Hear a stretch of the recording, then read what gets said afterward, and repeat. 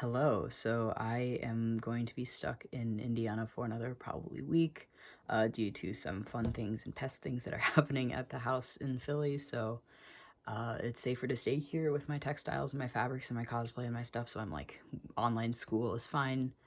So I've got some extra time to make a piece that I'm wanting to make that I was going to start making immediately when I go over there. I'm currently wearing my painting hoodie. Ignore the absolutely disgusting mess of paint. So we have the fabric. I'll show you the fabric. It is just going to be a very simple elven garment slash robe, like outer robe. It is heavy fabric, and I found the perfect lining for it recently, so I'm very happy to start. Yeah, Pete, my new wire wrapped crown, which is practice for something I'm doing that's very intense. This is the actual fabric that I fell in love with. It is very heavy and it is really, really nice. This will be an outer robe, so it won't be the most extensive.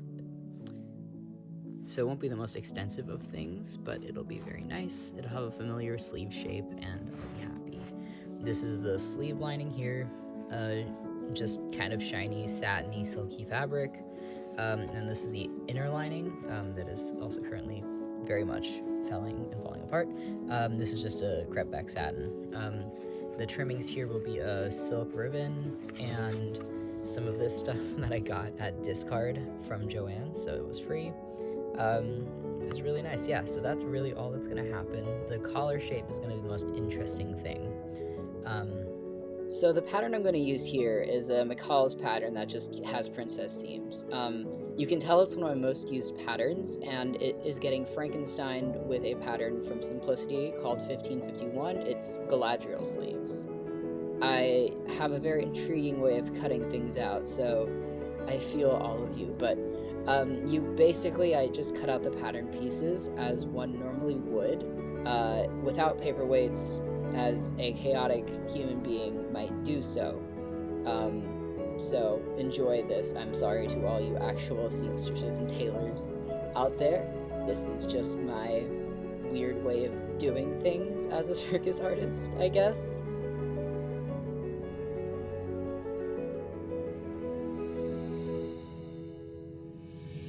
And then after that, I'll measure out. I have believe a 23-inch train on this garment, which will go up to 21 inches when you add the hem. I'll measure it out, and then I'll cut out leave at least half a yard of fabric for the collar, so I can cut out a nice helping of collar, because this garment has very interesting of a collar, I must say. And then I'll cut out the collar piece, which will then leave the rest of it just to cut out to the end, and it makes my job much easier, and everybody is happy. Look at that, we're folding it so nicely. Yeah, and then we get to cutting out the pieces, which is the same chaotic thing where I just add width as I see fit, and if it doesn't fit, then it doesn't fit. Oh yeah, and I like to stand. This is probably from my gymnast days, not really my circus artist days, which are currently, actually. Oh yeah, then you have to cut out the sleeve lining. So I don't cut out the lining of the actual garment yet. The actual lining of the garment will be cut out when all the panels are seamed together, so I have to do less work when I seam. So this is just the sleeve lining, which will just be lined as you would with a bag lining, and then flat lined and top stitched.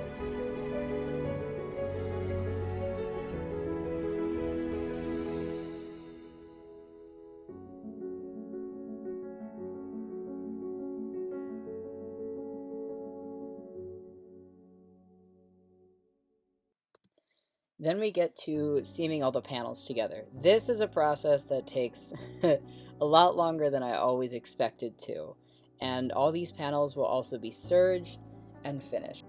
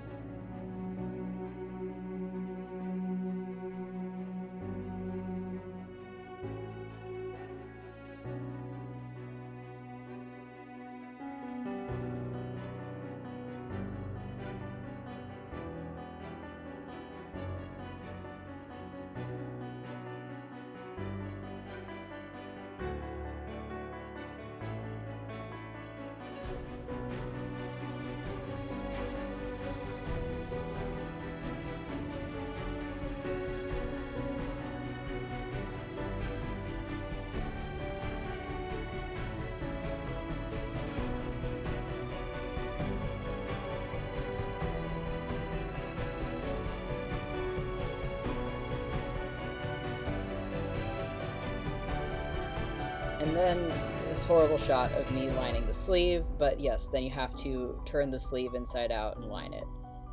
And then the velvet will come in handy, and you'll know why I'm using it later. This is just a fun little teaser, I guess. So I come to you this morning with the piece. I finished seaming up all of the edges and all of the seams. I serged all of the brocade seams. The sleeves are lined and finished.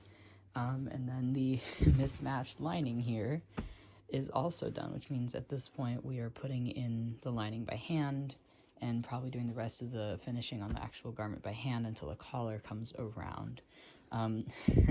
Explanation for the extra green is that I ran out of black satin. I was like, well, what's not going to be seen but also is a good lining, and I had this leftover crushed velvet, so we're gonna have a very fun time with this thing. But yeah. So now we begin to hand stitch the lining in, and this takes an eternity, for me at least. I am not the greatest at measuring up linings. As you can see, my techniques are still quite random, but that's okay. It works out fine in the end.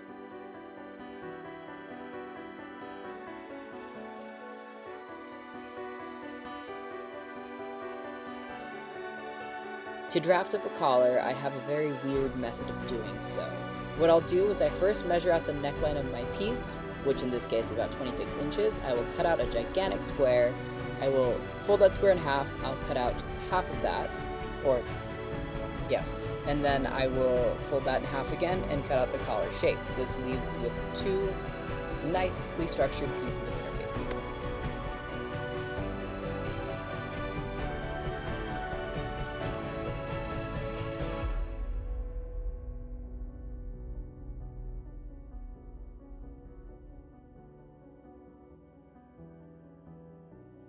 And then we cut out the actual collar, and we have to do two of these because obviously the collar is two pieces. So we got two pieces of interfacing, and we have two pieces of collar fabric.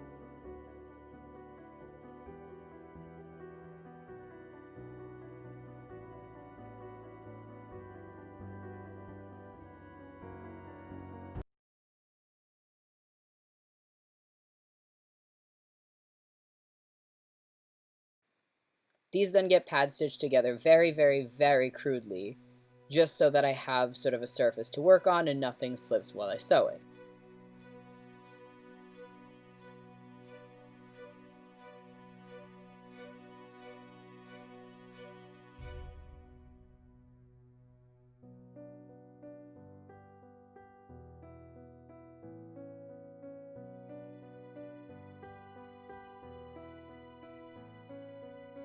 And then we have a very poorly shot picture of the actual collar. The collar is just stitched right sides together, turned out, and then top stitched. It's a very simple process.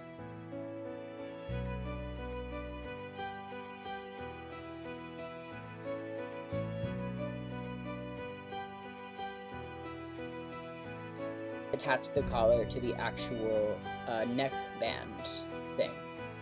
This is just a lot of thick fabrics because now we have felled pieces, hems, and linings inside.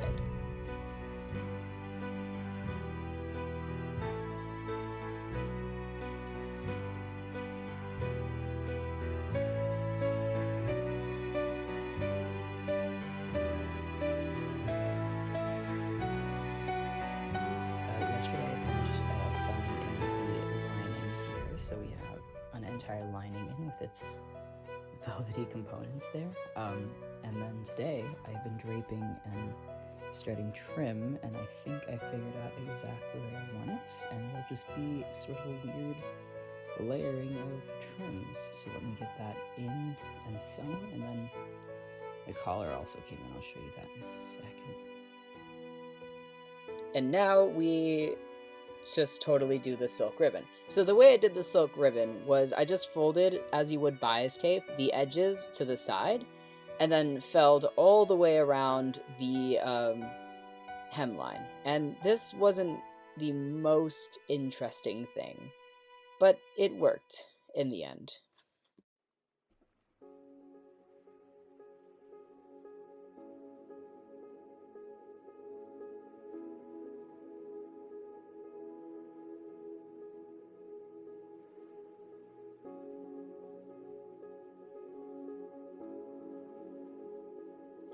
And then my cat came and decided that it was time to hang out, close to my garments, and then eventually on my garments.